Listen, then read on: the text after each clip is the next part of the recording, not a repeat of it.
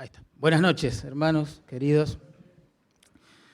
La verdad que, agradezco al Señor esta oportunidad de compartir la palabra en el marco de un culto tan precioso, donde se va a encomendar un obrero más en la mies del Señor.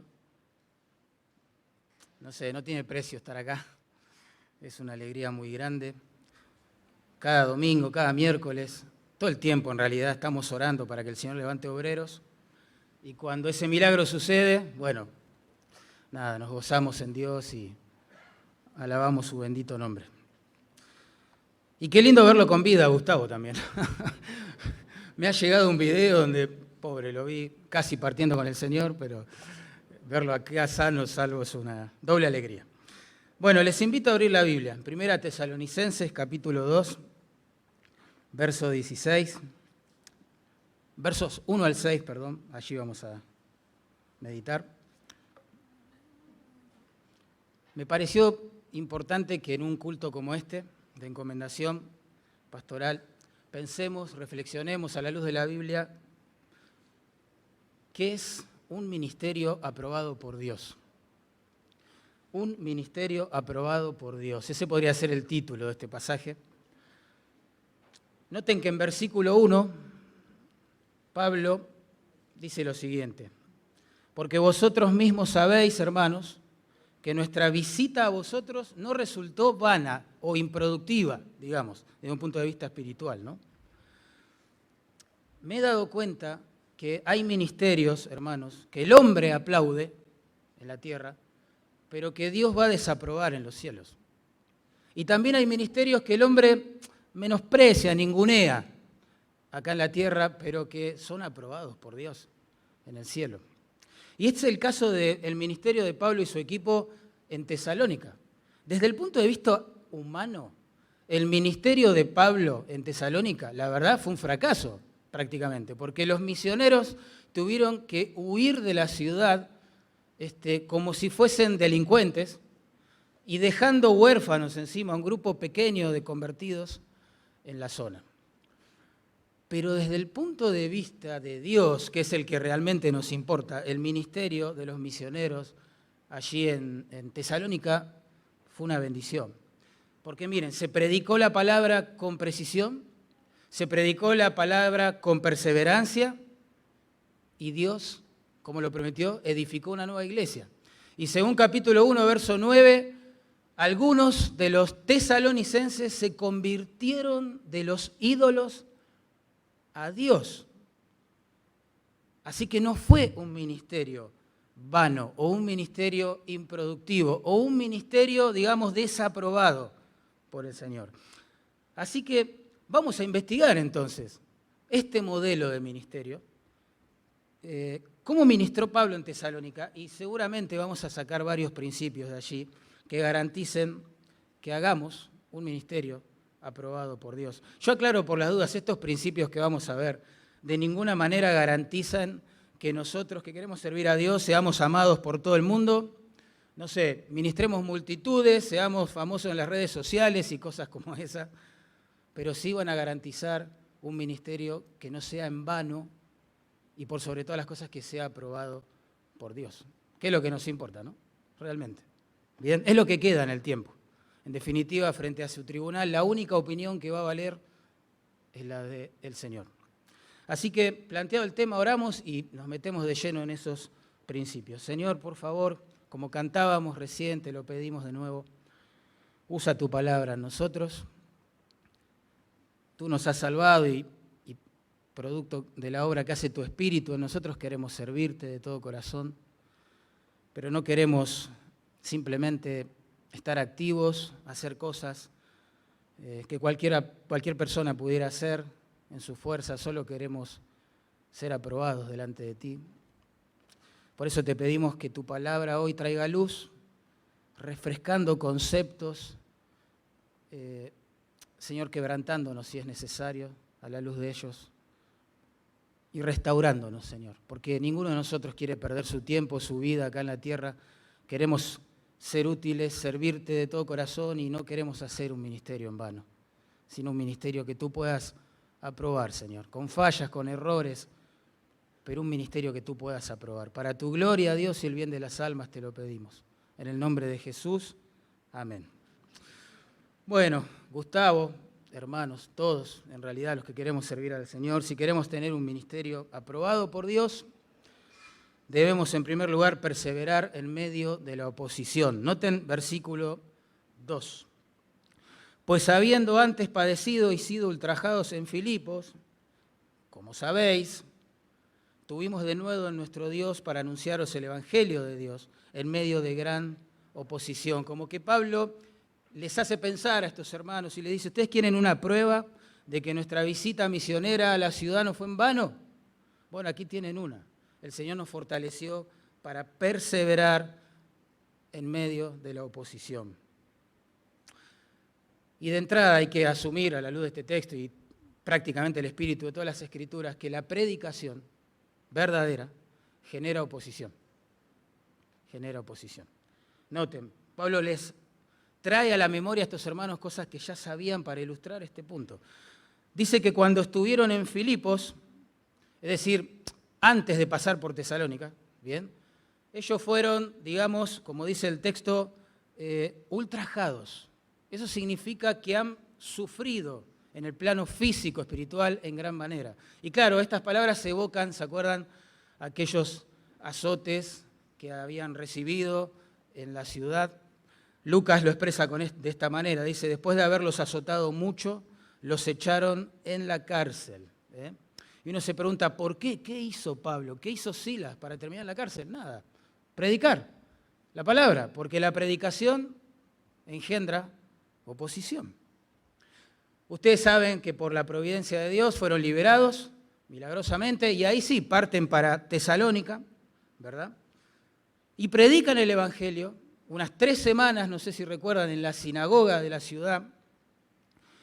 Y claro, por la gracia de Dios, algunos judíos se convirtieron, algunos griegos, algunas mujeres nobles, dice el texto, también se formó la iglesia, pero a la par se levantó una turba tremenda, infundada, digamos, por el celo de los religiosos judíos, y los misioneros, como comenté al principio, tuvieron que salir corriendo, huyeron de la ciudad.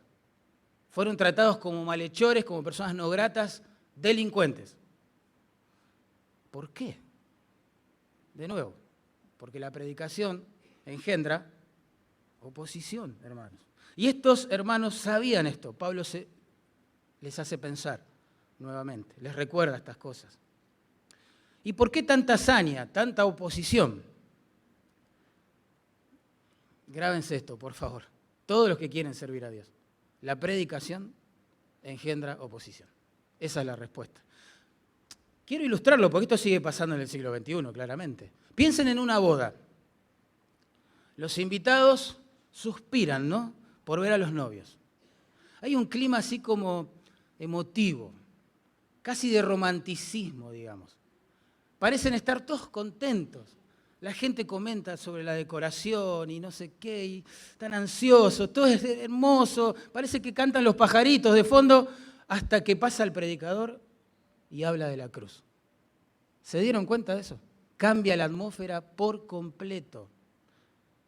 Hay gente que se irrita, hay gente que se fastidia, que se enoja, que dice, ¿qué tiene que ver este mensaje en una boda? ¿Por qué pasa eso? Porque la predicación engendra oposición. O piensen cuando cantan un coro de niños, no sé, en una iglesia, en Navidad. Los padres están chochos, sacan fotos, lloran, les enseña a sus hijos, todo es alegría, hasta que pasa alguien y comienza a hablar del Evangelio del Señor Jesucristo. Y la gente se fastidia, se va al baño 4 o 5 veces. Es impresionante. ¿Por qué pasa eso, hermanos? Porque la predicación engendra oposición. Jesús nos explicó que los hombres, y así éramos nosotros, ¿no? Los hombres aman más las tinieblas que la luz. Es decir, aman más su pecado que a Jesús. El pecado se mueve en la privacidad, el pecado se mueve en la oscuridad, y cuando alguien está predicando el Evangelio del Señor Jesucristo, enciende los reflectores, la gente se siente expuesta y se enoja. Y se enoja. Por eso, Gustavo, y todos los que queremos servir al Señor, hermanos, tenemos que recordar esto. Siempre existirá la tentación de aguar el mensaje de la cruz. Siempre vamos a sentir la presión de ser nosotros los que tenemos que cortar el buen clima en situaciones como estas y comenzar a hablar de nuestro amado Señor Jesucristo. Pero acá está. Pablo pasó cosas peores que la que estoy describiendo y sin embargo afirma, tuvimos de nuevo nuestro Dios para anunciar el Evangelio. Y ahí está la clave. Ese es un ministerio aprobado por Dios. La palabra denuedo implica libertad para hablar. La palabra denuedo implica ausencia de temor, si queremos, para hablar. ¿Sí?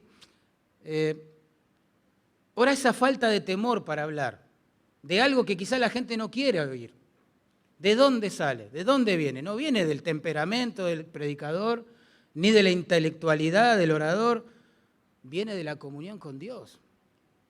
Proviene de la comunión con Dios. Les voy a dar un ejemplo. Ustedes saben que luego de haber sido amenazados por las autoridades a dejar de hablar del nombre de Jesucristo, los 12 apóstoles junto con los hermanos se pusieron a orar y le dijeron al Señor estas palabras. Y ahora, Señor, mira sus amenazas y concede a tus siervos que con todo denuedo, ahí está, hablen tu palabra. Y Lucas nos cuenta lo que pasó. Cuando hubieron orado, el lugar en que estaban congregados tembló y todos fueron llenos del Espíritu Santo y hablaban con denuedo la palabra de Dios. Es decir, si queremos este denuedo para perseverar predicando la verdad en medio de la oposición, tenemos que orar. Tenemos que orar antes de predicar, tenemos que orar mientras predicamos, tenemos que orar después de que predicamos.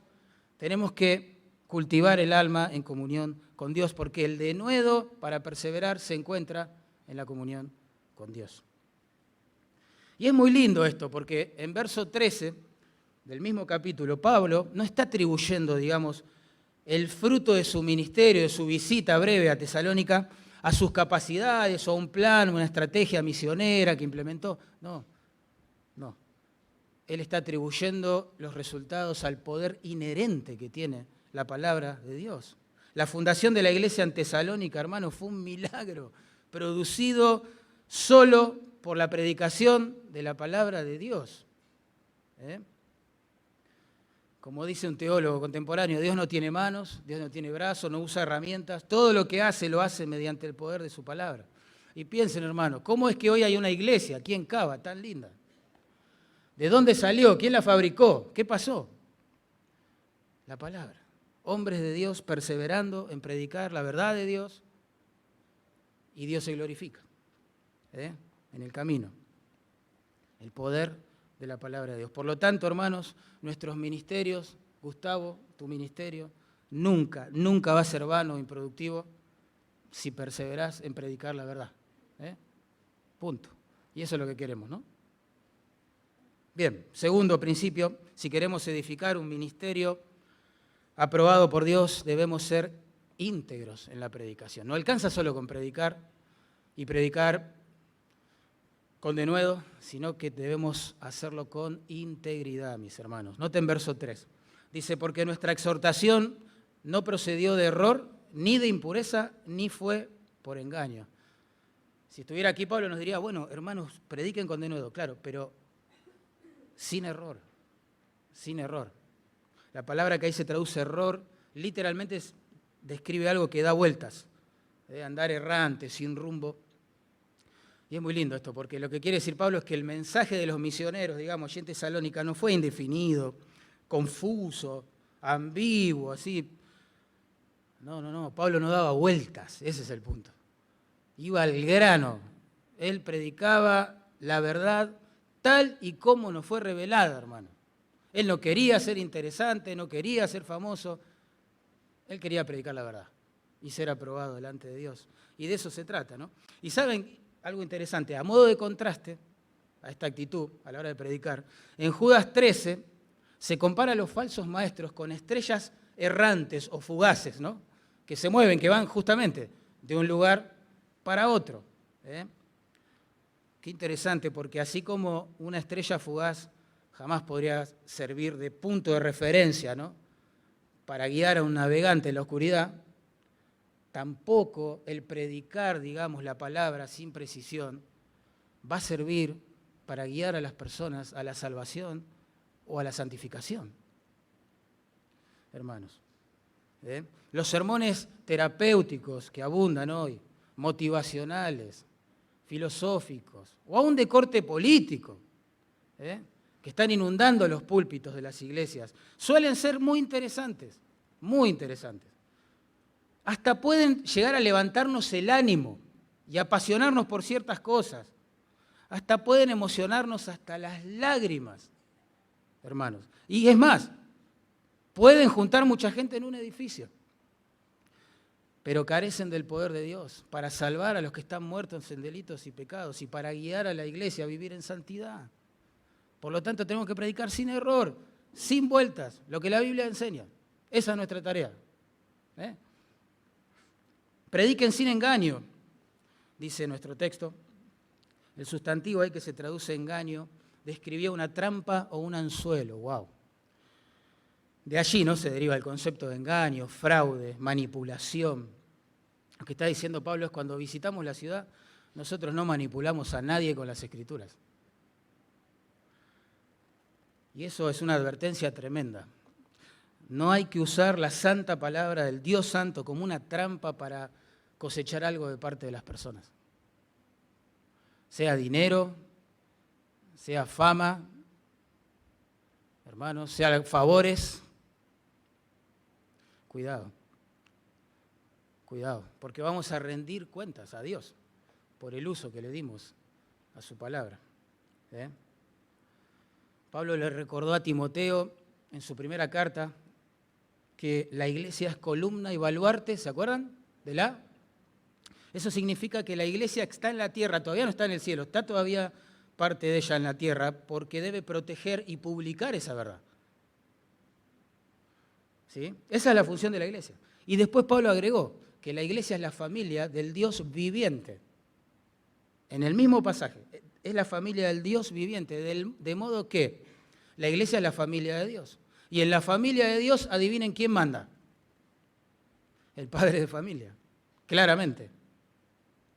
O sea, nosotros no tenemos la autoridad, no somos quienes para tomar la Biblia y enseñar lo que nos parezca. Lo que creemos que dice o lo que queremos que diga. No podemos hacer eso, porque la iglesia es la familia de Dios y vamos a rendir cuentas por eso. Después Pablo habla, un detalle más acá lo menciona, dice: prediquen con pureza, ¿no? Él dice: nuestra exhortación no fue motivada por la impureza, ¿no? Bueno, ese sustantivo traducido en pureza se usa en capítulo 4, verso 7 de esta misma carta, interesante, como antónimo de la pureza sexual. Se los leo, dice así: porque no nos ha llamado Dios a inmundicia, esa es nuestra palabra, sino a santificación. Y el contexto viene hablando de pureza sexual. Así que lo que Pablo está diciendo es: hay que predicar las Escrituras, pero con un testimonio de pureza que la respalden, ¿no? No se puede ser inmoral y salir aprobado por Dios a la vez. No importa los resultados, no importa cuánta gente siga un ministerio, no importa. No importa. Por eso a la hora de elegir un nuevo pastor, hermanos, debemos considerar solo aquel hermano que sea marido de una sola mujer, dijo Pablo, ¿no? Claramente, marido de una sola mujer. Esa expresión, más que al estado civil, apunta al estado moral del candidato. Tiene que ser un hombre que está enamorado de una sola mujer, que mira a una sola mujer, que romantiza a una sola mujer, que se deleita en amistad y compañerismo íntimo con una sola mujer. Un pastor puede estar casado con una mujer civilmente y, sin embargo, no ser un hombre o una mujer moralmente. Y ese es un gran problema, gran problema. Estoy convencido, a la luz de pasajes como estos, que un hombre adúltero, un hombre lascivo, un hombre que es adicto a la pornografía y esas cosas, está descalificado del pastorado, sinceramente. Va a hacer mucho daño a la iglesia de Jesús si esa persona predica.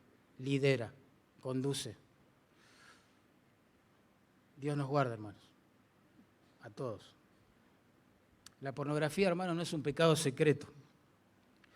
Está en tu historial, aunque lo hayas borrado. Y si alguien quiere, usar ese historial para perjudicarte de alguna manera, lo va a hacer, porque puede hacerlo. Y lo peor del caso es que es un escándalo en los cielos. Son pecados por los cuales Cristo murió. La gente a la pornografía hoy le dice el delito sin víctimas, porque se supone que afecta solo al que lo consume, que no le hace mal a nadie más. Mentira, hermanos. La pornografía afecta la vida directamente del que quiere servir a Dios. Es el ladrón de gozo, de paz, de pasión por la gran comisión más grande que conocemos. Es el sedante que adormece a más siervos de Dios en las iglesias que cualquier otro. Sí que afecta. Afecta el matrimonio del siervo también. Ya se empiezan a escuchar por allí divorcios, hermanos, entre creyentes por causa de la adicción a la pornografía de uno de los cónyuges. Sí, hermanos, sí que afecta. Y Pablo dice, nosotros predicamos en pureza la palabra de Dios. Richard Baxter, aquel puritano inglés que solía, deleitarse en preparar jóvenes para el ministerio, en uno de sus discursos les dijo esto: guárdense, por tanto, en sus corazones, manténganse alejados de lujurias y pasiones y de inclinaciones mundanas, preserven la vida de fe, de amor y de celo, estén mucho tiempo en el hogar y mucho tiempo con Dios, cuiden de ustedes mismos, no sea que su ejemplo contradiga su doctrina o que desdigan con su vida lo que han dicho con sus lenguas y sean los estorbos más grandes de sus propias labores pastorales. ¡Wow! Sí que afecta. Tercer principio, si queremos edificar un ministerio que sea aprobado por Dios, insisto, independientemente de lo que digan los hombres, ¿no? Que sea aprobado por Dios, debemos descansar en el llamado, o como dice el verso 4, en la aprobación de Dios. Verso 4 dice, sino que, es decir, el sino marca un contraste con el verso anterior, ¿no? No solo que no predicamos con estos motivos, impuros, sino que según fuimos aprobados por Dios para que se nos confiase el Evangelio, así hablamos, así hablamos. El verbo que se traduce ahí, fuimos aprobados, significa que, o implica la idea de que ellos fueron probados de alguna manera por el Señor, y el resultado fue aprobados. Aprobados. ¿Aprobados para qué? Para predicar el Evangelio. Por eso Pablo dice, así, de ese modo hablamos. Es como un control de calidad, es un test, ¿no? En el griego clásico ese verbo se usaba para comprobar si un candidato, por ejemplo, podía ejercer algún cargo público, imagínense. En 1 Timoteo 3:10 se usa para decir que los diáconos, antes de ejercer, ¿se acuerdan?, deben ser probados. Es la misma palabra. Es la misma palabra. El punto acá es que Dios probó y aprobó a Pablo y lo llamó al ministerio. ¿Sí? Y Pablo jamás dejó de asombrarse de eso. Jamás. En Efesios 3:8, por ejemplo, dijo, a mí, que soy menos que el más pequeño de todos los santos, me fue dada esta gracia de anunciar entre los gentiles el evangelio de las riquezas de Jesucristo. En otro lado, ustedes saben, dice a mí que era el peor de los pecadores, porque perseguía a la iglesia de Cristo. Es hermoso siempre recordar, hermanos, de dónde nos sacó el Señor. Volver siempre al principio, al inicio con Dios. Porque el llamado al ministerio no es un diploma al mérito del siervo, sino que es un don de la misericordia del Señor. No lo merecemos. De hecho, si vamos por merecimientos, deberíamos estar en condenación. Pero nunca debemos olvidar que Dios quiso darnos vida cuando estábamos muertos. Dios quiso reconciliarnos con Él cuando éramos sus enemigos, hermanos. Dios quiso perdonarnos cuando vivíamos en pecado. Dios quiso justificarnos siendo que habíamos quebrantado su ley. Siempre hay que volver al principio, siempre. Dios quiso salvarnos, Dios quiso santificarnos, y nos llamó al ministerio. Wow. Y eso nos da gran confianza, hermanos, gran confianza. Y quiero aclarar algo, la aprobación acá divina no era cuestión solo de percepciones subjetivas de Pablo, digamos, ¿no? Bueno, Dios me probó y me aprobó, eso suena medio subjetivo. Según Gálatas 2, versos 8 al 9, Pedro, ¿se acuerdan? Jacobo, Juan, las columnas de la iglesia, se encuentran con Pablo, Pablo les explica, ¿sí?, el mensaje que está predicando y cómo Dios lo llamó al ministerio y demás, y ellos le dan la diestra en señal de compañerismo. Eso significa, sos uno de nosotros. Bienvenido al club de los predicadores, de los llamados por el Señor al ministerio. Lucas nos cuenta allí en Hechos 13 que aún en su iglesia local en Antioquía, ¿no?, el Espíritu Santo había dicho a los líderes, apartadme a Saulo, que es Pablo, ¿no?, apartadme a Saulo y a Bernabé para la obra a la cual los he llamado. ¿Y qué hizo la iglesia? Les impusieron las manos y los despidieron. Así que había un reconocimiento, ¿sí?, de otros hombres de Dios, de la iglesia local en la cual Pablo se congregaba, alrededor de este llamado, de esta aprobación de parte de Dios sobre su vida, hermanos. Podemos decir que Pablo fue probado y aprobado por Dios para predicar. Y alguien diría, bueno, a ver, quiero una prueba de eso. Bueno, ahí está. Fue probado, aprobado y enviado por otros siervos de Dios y por la iglesia local, que es un poco lo que pasa con Gustavo, ¿no? ¿Sí?, en estos días. ¿Por qué es importante confiar en la aprobación de Dios, en el llamado de Dios? Porque el ministerio suele ser muy duro por momentos, muy duro por momentos. Miren, un estudio basado en el testimonio de 8.200 pastores, arrojó los siguientes datos, yo se los voy a compartir. Dice, el 35%, redondeando eso es 1 de cada 3, lucha con la depresión. El 28%, eso es, redondeando 1 de cada 4, se siente débil espiritualmente. El 26%, de nuevo redondeando 1 de cada 4, está agotado físicamente. Y el 23%, de nuevo 1 de cada 4, se siente solo y muy distante de su familia. El ministerio suele, por momentos, ser imposible de llevar. La pregunta es, ¿qué va a sostener a los pastores en el tiempo? Entre otras cosas, esta convicción. Dios me salvó, Dios me va santificando, Dios me llamó al ministerio. Por eso es importante todo el proceso que ustedes hicieron como iglesia alrededor de la vida de Gustavo. No es que el pastor Dardo dijo, bueno, sentí de Dios que Gustavo va a ser nuestro pastor. No, sentí de Dios no. Había que pasar todo este proceso. Otros hombres lo examinaron en su teología, ustedes que lo conocen dan fe de que él es un hombre piadoso, apto para enseñar, etc. Y hoy estamos celebrando un culto de encomendación pastoral. Pero Gustavo, cuando el ministerio se ponga así, ¿viste?, como dicen los jóvenes, heavy, créeme, hay días así, te va a sostener saber quién te puso ahí, ¿viste? Y si el que te puso ahí fue un profeta contemporáneo que te dijo, lo sentí que vos eras nuestro pastor, eso no te va a sostener, eso no te va a dar seguridad. Pero saber que Dios te puso ahí, motivo suficiente para no renunciar, hermanos.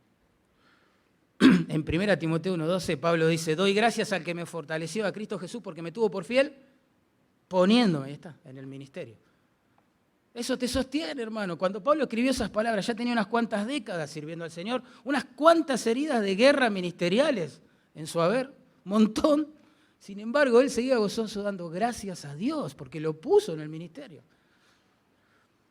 Volver al principio, volver a la gracia.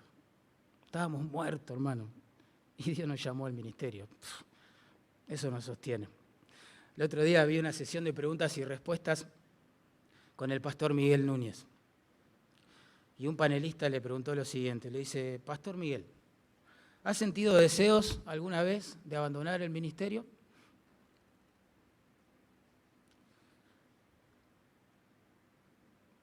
Él respondió, muchas veces. Entonces, el hermano le repreguntó, ¿y por qué no lo ha hecho? Y él dijo, porque un rabino judío me lo ha impedido, hasta el día de hoy.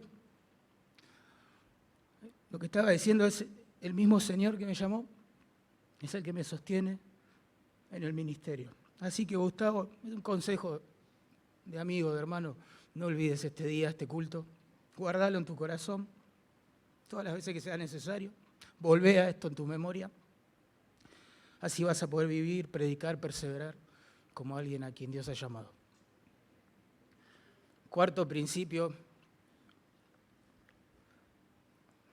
si queremos edificar un ministerio, ¿no? Que Dios apruebe, no importa si es multitudinario o no, sí, que Dios apruebe. Debemos agradar a Dios antes que a los hombres. Verso 4 dice, así hablamos, no como para agradar a los hombres,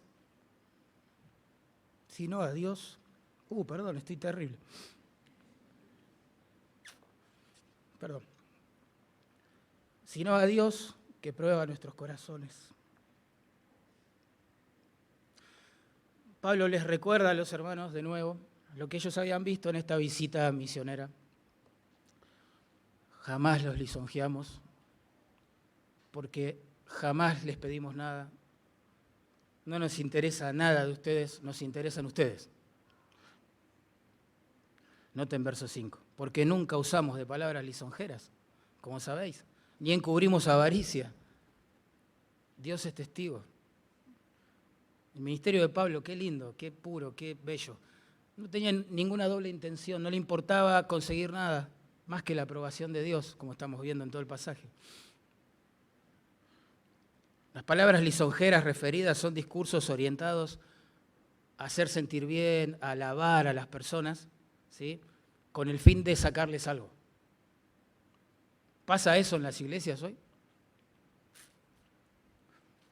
Los aduladores, como dice nuestro texto, suelen ocultar su verdadera motivación, que es la avaricia, detrás de una capa de piedad, claro. Pero en su codicia ellos quieren o el dinero de las personas, o las alabanzas de las personas, o la sumisión y el respeto exagerado, desmedido de las personas, la admiración de las personas. Quizás usa un púlpito para edificar su ego, su reino. Tremendo. Parecen amorosos. Te hacen sentir bien todo el tiempo, porque nunca te exhortan, nunca te amonestan, nunca te dicen lo que necesitas oír, sino lo que querés oír, para que no te vayas, para que no te ofendas, para que lo consideres tu gurú espiritual. Pablo dice, nosotros ni locos, no hicimos eso. Por eso, Gustavo y todos los que queremos servir al Señor, tenemos que edificar ministerios donde, solo digamos la verdad. Donde solo prediquemos la palabra de Dios, punto. Con amor y verdad. La meta de esto no es ser desagradables con las personas, pero sí decirles la verdad. La verdad. No decirle a la gente lo que quiere oír. Eso es fácil. Sino decirle lo que necesitan oír. Y la necesidad más grande de cualquier persona es tener una relación preciosa, directa con Dios, hermanos. Y para eso a veces hay que arrepentirse, humillarse, restaurar relaciones, pedir perdón. Pero hay que decirle la verdad a la gente. Uno cuando lee el verso 4 y Pablo dice, así hablamos no como para agradar a los hombres, sino a Dios. Uno puede pensar, llevar esto al extremo, decir, cuanto peor trata a la gente, más fiel soy, ¿no? Más valiente, más... No, tampoco es la idea, no es lo que está enseñando el texto. Es bueno agradar a los hombres en cuestiones, por ejemplo, culturales, no pecaminosas, si el fin es evangelizarlos o edificarlos, no sé. Pablo en 1 Corintios 10:33 dijo, yo en todas las cosas agrado a todos, no procurando mi propio beneficio para que sean salvos. En Romanos 15 dice, es bueno agradar al prójimo para edificación, ¿ves? Pero a menudo hay que ser honesto también con la Escritura. El Señor nos presenta como, que el deseo de agradar a los hombres muchas veces se opone al deseo de querer agradar a Dios. Por ejemplo, en Gálatas 1:10 Pablo dijo, si todavía agradara a los hombres, algún tiempo lo hizo, si todavía agradara a los hombres, ¿qué? No sería siervo de Cristo, ¿se acuerdan? claramente. ¿Y por qué a veces se contraponen estas cosas? Bueno, porque a menudo para agradar a los hombres vamos a tener que desagradar a Dios. Y para agradar a Dios, a menudo, vamos a tener que desagradar a los hombres. Y voy a poner ejemplos prácticos de esto. Cosas que suceden en el ministerio. Recibimos una pareja en la iglesia, pero está juntada, vive en concubinato. ¿Qué hago? ¿Les digo que se casen o no? Si les digo que se casen, se pueden ofender, se pueden ir de la iglesia. O quizás sucede algo así. Bueno, hay un joven en la iglesia que es un músico, pero talentosísimo, un eximio guitarrista, supongamos, pero da mal testimonio. ¿Qué hago? Lo dejo, porque toca muy bien, lo confronto, temor al hombre, temor a Dios, agradar a los hombres o agrado a Dios. Tengo que confrontar a un hermano en la congregación, es necesario, según Mateo 18, yo tengo que hablar con él. Pero tiene un carácter tremendo. ¿Qué hago? Y el pastorado está lleno de estas cosas. El hijo de un colega, esto es tremendo, no sé, cae en un pecado que hay que disciplinar. De un diácono que vos amás, de un pastor, no sé, de alguien que querés mucho en la iglesia. ¿Qué hago? ¿Agrado a Dios? ¿Procedemos con la disciplina? ¿Tapamos el tema para agradar a los hombres? Imagínate que en un equipo pastoral, uno de los pastores ya no califica para ministrar o para predicar. Y uno dice, no, pero bueno, vamos a dejarlo así, la gente lo quiere mucho. Si exponemos esto, la iglesia se va a dividir. ¿Qué hacemos? ¿Temor a Dios? ¿Temor al hombre? Lo que uno aprendió es que siempre es mejor temer a Dios más que a los hombres. Y en la práctica eso implica obedecer la palabra de Dios siempre y dejarle a Él las consecuencias. Él va a honrar su palabra, Él se va a encargar de las consecuencias. El temor al hombre es un lazo, dijo Salomón en Proverbios. Es un lazo, nos inmoviliza cuando deberíamos actuar y hacer algo, nos silencia cuando deberíamos hablar y confrontar algo. Hay que elegir en el ministerio. O vamos a agradar a Dios o vamos a agradar a los hombres, hermanos. Por eso Pablo agrega, noten, una nota solemne acá, Dios prueba nuestros corazones, dice allí.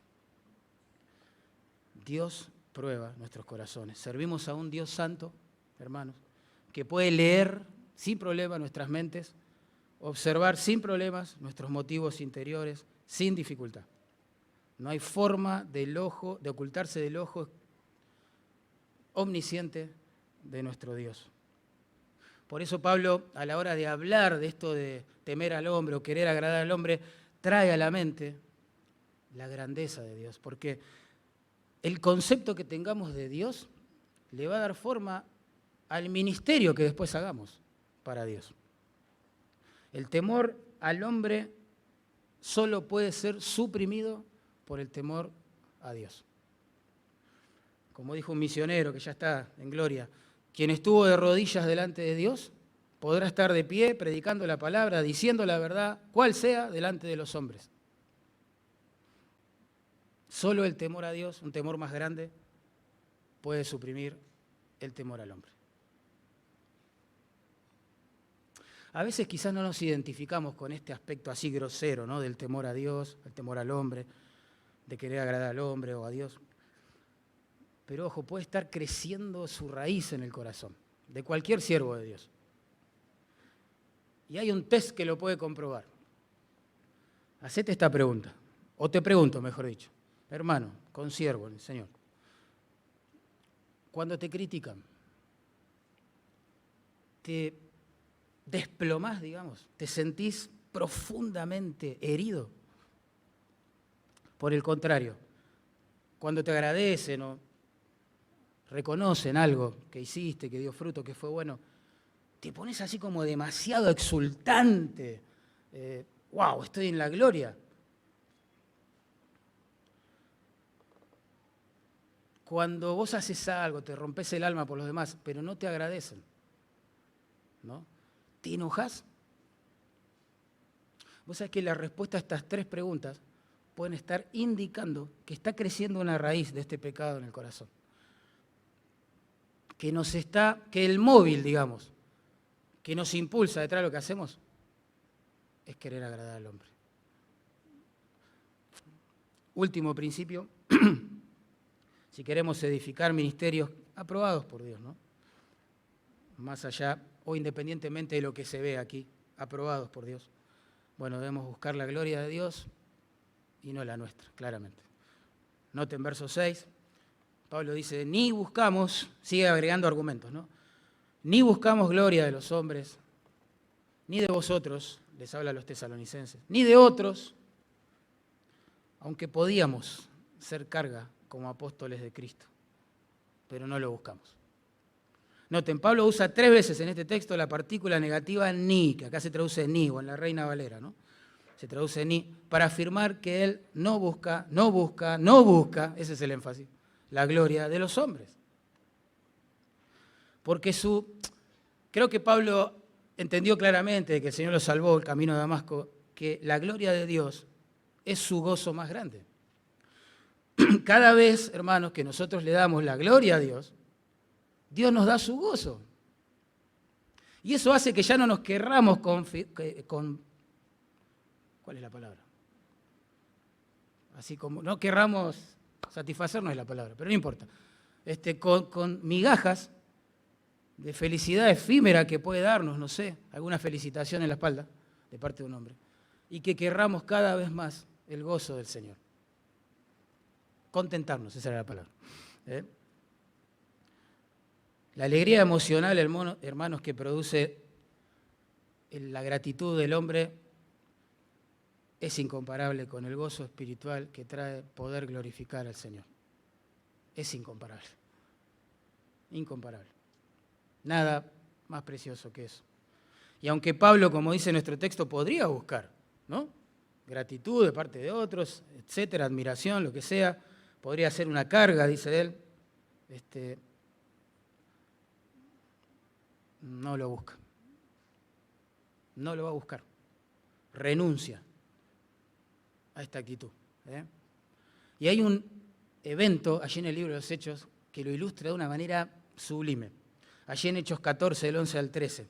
Lucas nos cuenta que Pablo, allí y su equipo sanaron a un cojo de nacimiento en la ciudad de Listra. Y miren cuál fue la reacción de la gente, ¿no? Que vio el milagro, digamos. Entonces la gente, dice el texto, viendo lo que Pablo había hecho, alzó la voz diciendo, dioses bajo la semejanza de hombres han descendido a nosotros. Y el sacerdote de la ciudad, lo voy a resumir, trajo toros para sacrificar, ¿entienden?, en honor a estos dioses, Pablo y su equipo, guirnaldas para hacer un culto de adoración a estos dioses con minúscula. Tremendo. El sueño del ego, todo un pueblo aclamando, aplaudiendo, adorando a un siervo. El sueño de la naturaleza caída es ese. Pero ¿cuál fue la reacción de Pablo? Dice, cuando lo oyeron los apóstoles, Bernabé y Pablo, rasgaron sus ropas, es una señal cultural de indignación, y se lanzaron entre la multitud, imagínense abriéndose paso ahí entre la gente. ¿Por qué hacéis esto? Nosotros también somos hombres semejantes a vosotros que os anunciamos que de estas vanidades os convirtáis al Dios vivo. ¿Saben qué pasó? De la adoración, el culto, la alabanza y los sacrificios y no sé qué, pasaron a querer matarlos. Porque la predicación, de nuevo, engendra oposición. Decir la verdad es quedar bien con nuestro Dios, claro, pero quedar a veces muy mal con la gente. Pero nosotros buscamos un ministerio, obviamente, aprobado por Dios, ¿verdad? A veces pienso que muchos predicadores contemporáneos, suelen ser jóvenes, a veces no tan jóvenes, han perdido esta capacidad de rasgarse las vestiduras cuando la gente comete siervolatría con ellos, ¿no? Cuando están adorando a un siervo, a un pecador que ha sido traído de la muerte a la vida por gracia y Dios está usando.